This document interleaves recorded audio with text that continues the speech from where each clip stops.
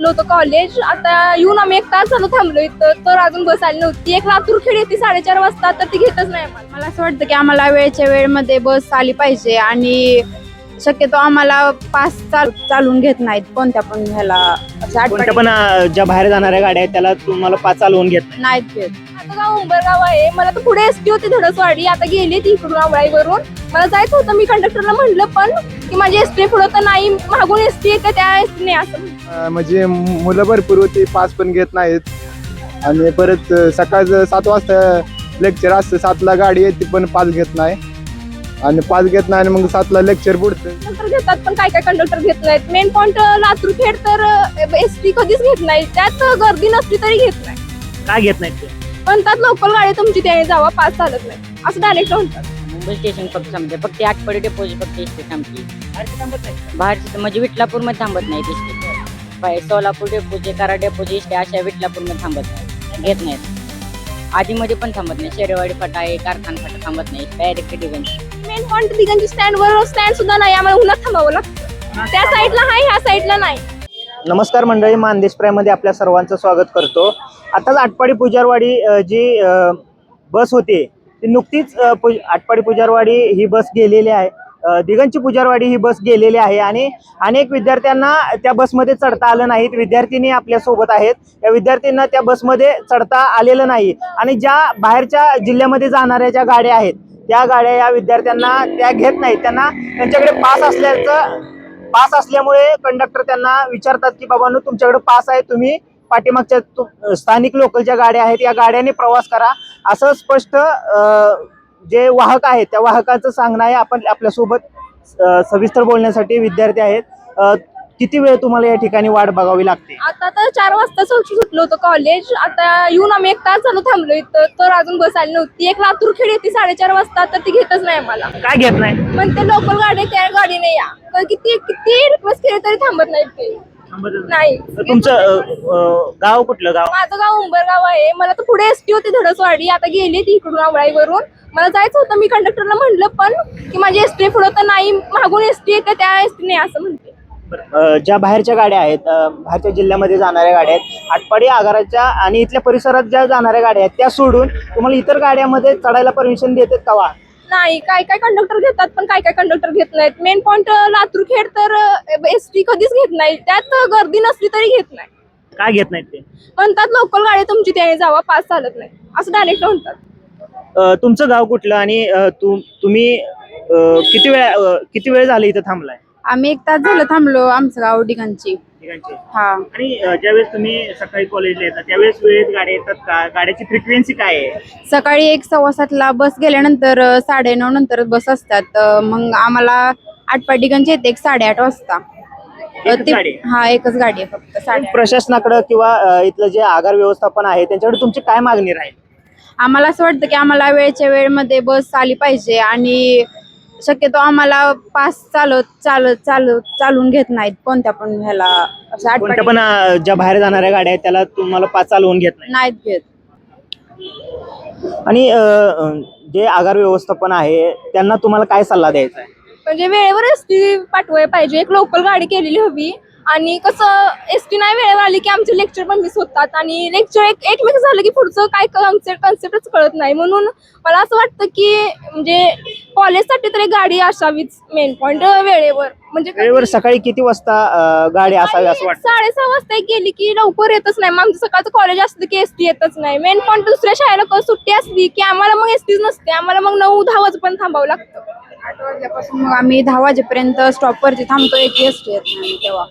8 ते 10 पर्यंत तुम्हाला थांबावं लागतं? हो, थांबावं लागतं. मधला जो 2 तासाचा जो कालावधी आहे तो तुम्हाला तिथं एसटीची वाट बघत थांबावं लागते. आणि मेन पॉइंट दिगंजी स्टँडवर स्टँड सुद्धा नाही, आम्हाला उन्हात थांबावं लागतं. त्या साईडला आहे, ह्या साईडला नाही.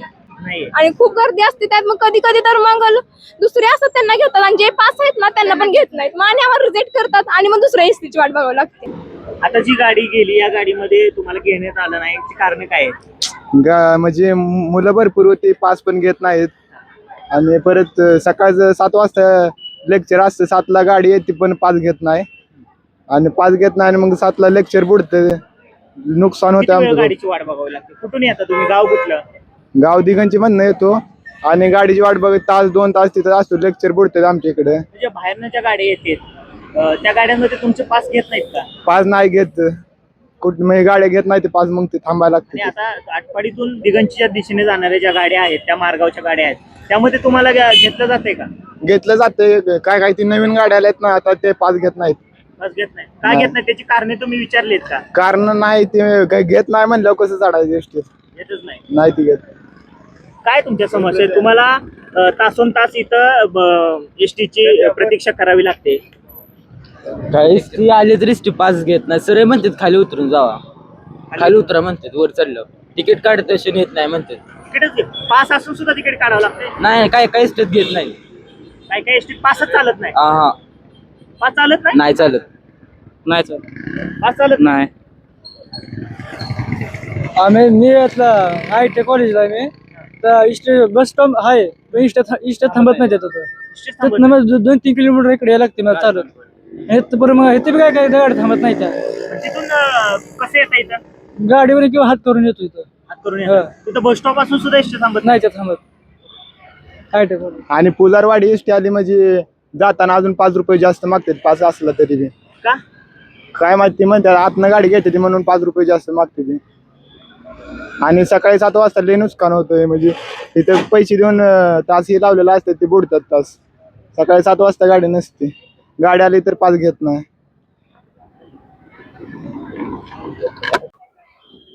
किती वेळ झालं तो बस स्टँड वरती थांबलाय आणि कुठं जायचंय तुला? विटलापूर गावाला जायचंय. विटलापूरला हा एसटी आहे? एसटी आता मुंबई स्टेशन आहे. हा? मुंबई स्टेशन एसटी आहे.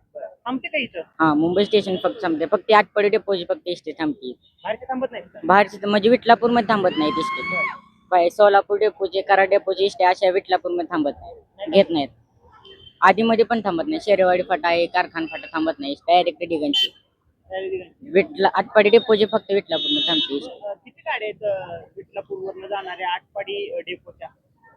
तरी आहेत, वल्लभनगर आहे, छत्रपती संभाजीनगर आहे, मुंबई स्टेशन, पुणे स्टेशन, अशा 5-6 गाड्या आहेत फक्त. थांबतेत का मग? की फक्त 8 डेपो जेवढ्या गाड्या आहेत तेवढ्याच फक्त थांबतात, बाहेरचे थांबत नाहीत. मग पास वगैरे आहे तुमचा, तो चालतो का बाहेरच्या गाड्यात? बाहेरच्या गाड्या थांबतच नाहीत, तर ती कसं चालणार? हा किती वेळ बस स्टँड वर तुम्हाला वाट बघावी लागते? वाट तशी आता शाळेच्या टायमिंग मध्ये गाड्या आहेत उपलब्ध, पण आज सकाळच्या ही गाडी 8-8:30ला पुजारवाडी गाडी असत्या, मग आम्हाला 9ला यायला लागते. मग गाडी काय दुसऱ्या डेपोची गाडी असते पण ती गाडी थांबत नाही, तेव्हा आम्हाला हात करून यायला लागते सकाळी. या आधार व्यवस्थापनाला तुला काय सांगायचं आहे? म्हणजे विटलापूर मध्ये दुसऱ्या पण डेपोच्या गाड्या थांबल्या पाहिजे. फक्त आटपाडी डेपो म्हणजे लय वेळ थांबायला लागते. तसं कराड सोलापुरी गाड्या असे भरपूर जातात, पण ती विटलापूर मध्ये थांबत नाही. किती वेळ थांबलाय तू? किती उशीर झालं थांबलाय इथं बसची वाट बघत? कुठं जायचंय तुला? कुठं जायचंय? विटलापूरला. कितवीला आहे तू? तिसरीला आहे. रोज येऊन जाऊन करतो आटपाडीला शाळेला तू? हा.